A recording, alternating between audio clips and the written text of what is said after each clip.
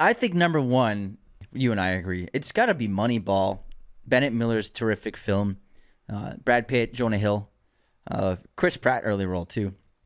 Now this film is really special. It's so well made. It's a terrific screenplay by Aaron Sorkin.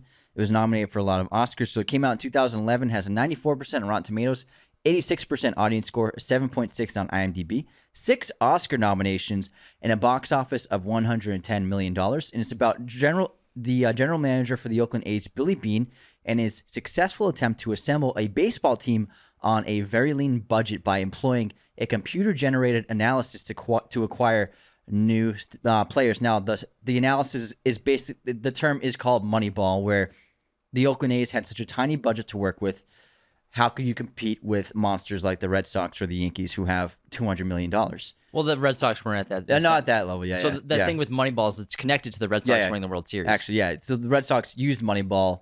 And at the end of the film, Billy Beane gets an offer to work for the Red Sox. But it's a fascinating story. It really depicts the change in the game, in the managerial side of the game, in the business side of the game, really excellently.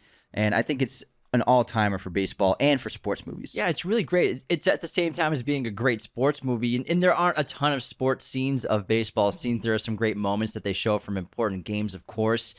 But it shows how the sport changed so much in just a couple of years because of Billy Beane, this GM, using this new way to build a team. The GM, if you're not familiar with sports or baseball, they're basically in charge of acquiring players and building the team for you, whereas the manager just has to manage the players that the GM provides for them for the team. And so basically it's a back and forth also between the GM and manager, who Philip Seymour Hoffman plays, is excellent in this movie. He got like Coach of the Year even though he didn't build this team, and it shows the internal struggle for Billy Beane, the GM, who sees this new vision with the help of this new mathematician that he steals from another team, basically played by Jonah Hill. Who are you? Who are you? This is the first role I saw Jonah Hill. I'm like, holy crap, this guy can act. Got an Oscar nom for this one as well. And so this new way of building a sports team, and especially in baseball, where less focus on sexy contracts, big name players, more focus on getting on base, getting hits. What the most important thing to do for a team is to win games. You know, trying to win games with this super low budget. Like, I mean, they had, I think that maybe the smallest budget. I think they had 20 mil. Something maybe less to spend on an entire team of players, where there are players that make that in a season at this time. And now it's absurd. Like, people make like $45 million a year to play baseball, which is crazy.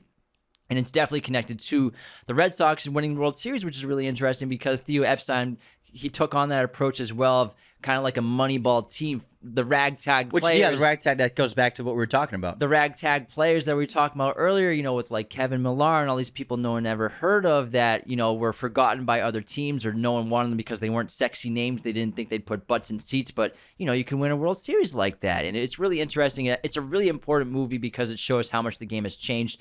And even since this came out and this new philosophy of Moneyball happened in the MLB, it's changed again, where now like the home run ball is the new way to win games in baseball right now. And players are changing the way they swing on pitches to try to just get as many home runs as possible. So every 20 years, it seems to like baseball kind of changes, and it happens to every sport. But I think it's a really terrific movie. It's so well made.